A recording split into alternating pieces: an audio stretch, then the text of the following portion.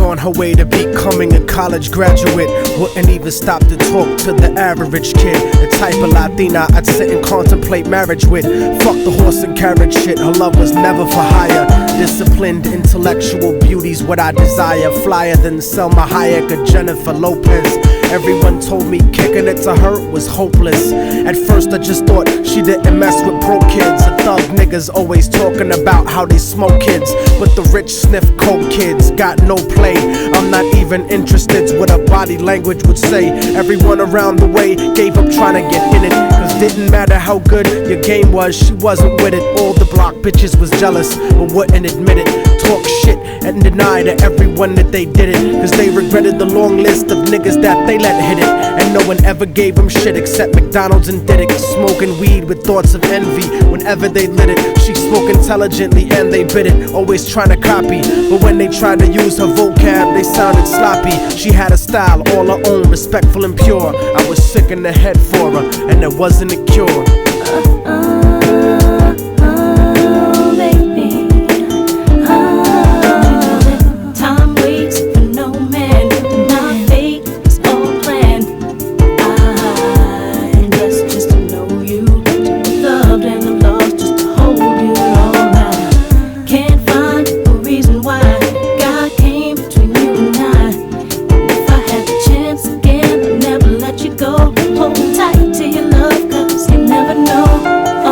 Brown and beautiful, yet empty and sad. I used to talk to her occasionally and she was glad that I wasn't just another nigga trying to get in it. So every now and then we'd stop and talk for a minute.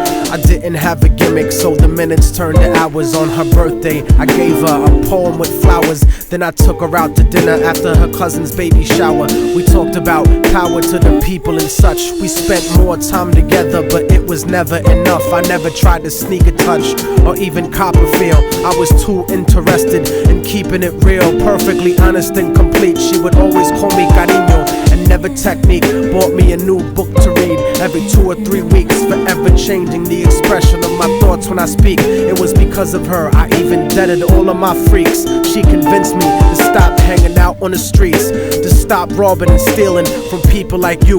Instead I took her out to the Apollo and the Bronx Zoo, Museo del Barrio and the Metropolitan too. Got to the point where I was either with her or my crew. So I decided one day to tell her my feelings was true. I couldn't live without her, so I told her face of my fears. But honey's only response was a face full of tears. She could only sob hysterically, holding me tight. I tried to speak, but she wouldn't stop until I left sight. I felt like a moth who got himself too close to the light. Except I didn't burn, I turned cold after that night. Don't you know that time waits for no man, and our fate is all planned? I'm blessed just to know you, to be loved and I'm lost just to hold you all night. Can't find a reason why God came between you and I. If I had the chance again, I'd never let you go. Hold tight to your love, cause you never know. I went on with my life, college and my career. Ended up locked up like an animal for a year, where the COs talk to you like they were the overseer. Then I got sent to the hole when my exit was near. At night in my cell, I'd close my eyes and I'd see her, hold her close in my dreams. But when I woke, she disappeared. Just an empty cell until the state gave me parole. In the summer, came back intact and on track. But the fact of the matter is I still felt cold. Even after my mother hugged me crying at home, my real niggas would catch me thinking out of my zone, fucking lots of different women, but I still felt alone. Relatively well known around the New York underground, but I kept thinking of her and how we used to be down. The sound of her voice and the beautiful smell of her hair, though gone physically, somehow it was still there. I had to do something because the shit was too much to bear.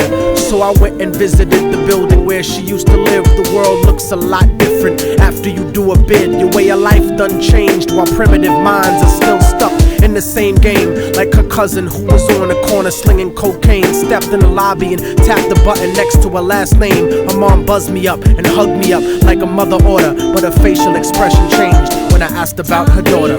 No man, my fate is all planned. I'm blessed just to know you, to be loved and I'm lost just to hold you all now. Can't find a reason why God came between you and I. If I had the chance again, I'd never let you go. Hold tight to your love, cause you never know. She told me that there was a note for me that was left behind, and she had left it there waiting for such a long time. I was inclined to ask about it, but she brought it up first. I saw a tear swelling up in her eye, and then she cursed. She told me where the letter was, and I started thinking the worst. Reversed my position, stepped over and opened the door, and sure enough there was an envelope with my name on the floor. Nobody loves you more than me, cariño's what the letter said. By the time you get to read this, I'll probably be dead. But when you left in 97, a part of me went to heaven. I thank God at least I got to know what love really was.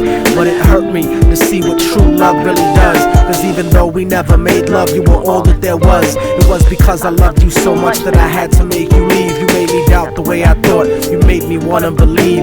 And then I slipped up and I let you get close to me. It was hard to not be openly when people spoke to me.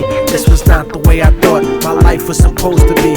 Baby, don't you see? I had a blood transfusion that left me with HIV. Hope didn't exist for me since late in 1993. I died a virgin, I wish I could have given myself to you. I cried in the hospital cause there was no one else but you. Promise that you'll meet me in paradise inevitably. No matter what, I'll keep your love forever with me. What happened for the rest of the day is still a blur, but I remember wishing that I was dead instead of her. She was buried on August 3rd. The story ends without a sequel, and now you know our technique. Don't fucking fall in love with people. Hold the person that you love closely if they're next to you. The one you love, not the person that simply has sex with you. Appreciate them to the fullest extent and then beyond, cause you never really know what you got until it's gone.